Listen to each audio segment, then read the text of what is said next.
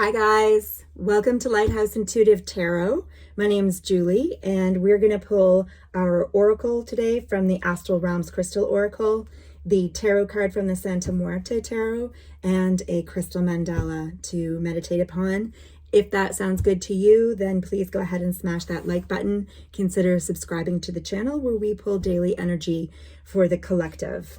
All right, I have pre-meditated upon and pre-shuffled the decks. So what have we got here for today? Our oracle is introspection. Fluorite is the mineral, and Asterion is the planetary alignment with this card. So number 15, you could be born on the 15th. You may have connection to this particular stone may resonate for you. Maybe something that you wear or that you have a piece of jewelry with this in it. It's a pretty common stone to be found in, particularly silver jewelry rings. In any case, introspection is the word of the day here. So introspection is, going into self and sort of getting better acquainted with what's happening internally for ourselves. Instead of looking on the surface for an answer, it's going a little bit more into what lies beneath. Let's read from the book on the insight. Let's see here.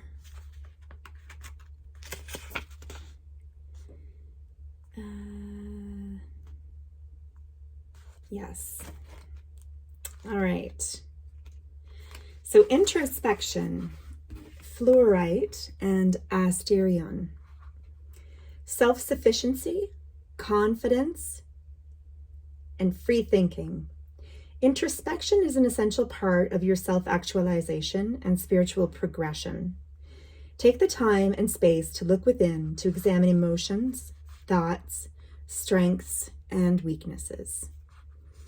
Address your grievances or commendations and ask yourself questions as a way to check in.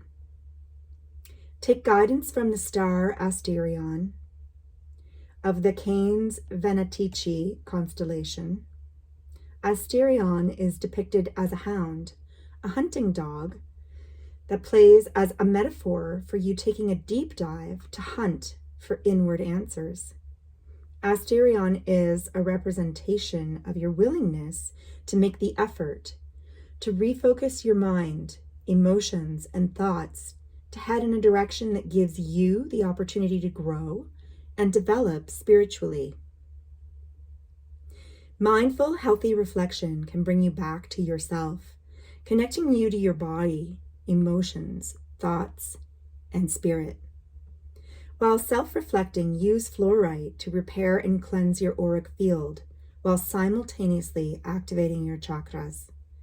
Fluorite will keep you calm in the midst of chaos and over-analytical thoughts and urges you to be flexible to think freely rather than boxing yourself in. Fluorite boosts your self-confidence so that you can speak your mind and articulate your thoughts and ideas. It also urges you to be self-sufficient and not to put all of your happiness into the hands of others, but rather to find it within yourself. Using fluorite while in meditation can help to release blockages and old, lingering emotions, allowing you to make the changes you need to move forward in life. I look inward to gain insight and answers. All right, and let's see what the tarot has to say to follow that up. This is the pocket-sized version of the Santa Muerte Tarot, and I'm so glad I got it. Ooh, we got 2 cards. All right, let's see what's up. It's such a cool deck. Honestly, it's got a really beautiful art going on. So I really enjoy this deck a lot. I would recommend it. And it's a little bit of a steal on Amazon right now for anybody who's interested. All right, we've got the Hanged Man and the Page of Wands. So, okay, these 2 cards speak to me. So the Hanged Man is an energy of basically taking a time out, an introspective sort of time out, And in the midst of the introspection, deciding to look at things from another angle. So that is what the hangman is typically all about. Now, in the traditional decks, the hangman will be found upside down. That figure would be upside down. So it's interesting to me that in this particular deck, it's not that the figure is upside down at all. They're actually right side up, but the head is disembodied. In the traditional deck, the head would normally have like a sort of a halo of golden enlightenment, which is basically divine, which is representative of divine intuition, basically, and information coming in. So that change in perspective, helping to find an answer.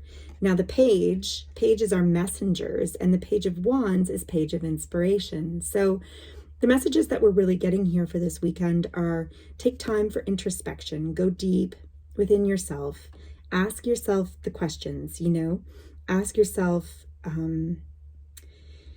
a big one, and I'm feeling led to say this, is, will this matter in a day? Will this matter in a week? Will this matter in a month? Will this matter in a year? And if so, like if the answer happens to be no to those things, then that shows you how much energy it really needs to take from you. But then if the answer is yes, that these things are deeper things that need to be looked at, then, follow-up questions really help with that too. It's like, okay, well then how, is it going to impact my life in a week from now? How is it going to impact my life in a year from now? And then again, looking at it from all perspectives that you can manage, maybe even inviting other heads to the party if that's relevant for you. Now, again, I say that sort of lightly though, because sometimes, introspection is really about getting connected to self and trusting in your higher self to be able to give you the answers that you need. So calling in other heads, just be mindful of who it is that you might go to for that extra bit of insight, bit of advice, because, although well-meaning, potentially they may not have your perspective once again.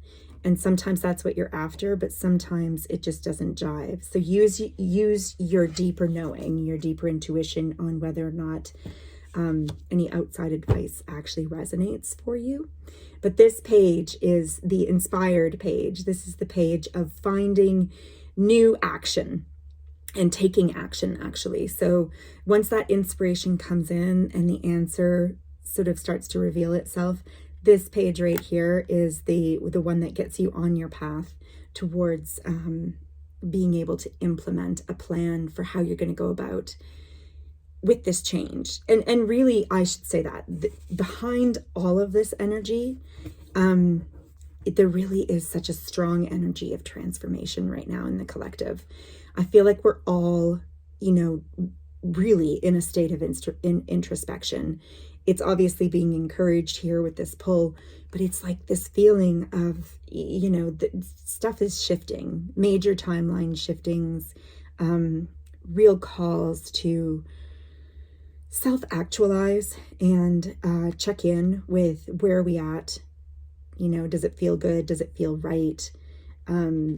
On so many levels, within relationships, within the way that we use our voices, within the way that we treat the planet, within the way, like fill in the blank, basically. Like I'm sure you can come up with 10, or easily in a minute or two yourself, so all of that is such a relevant energy right now, and change is behind this. And what we're really being called to do is broaden perspective, take a minute to really gain perspective as well. That's what introspection helps to do. And then when the answer comes in, know that taking the action, the inspired action, is encouraged.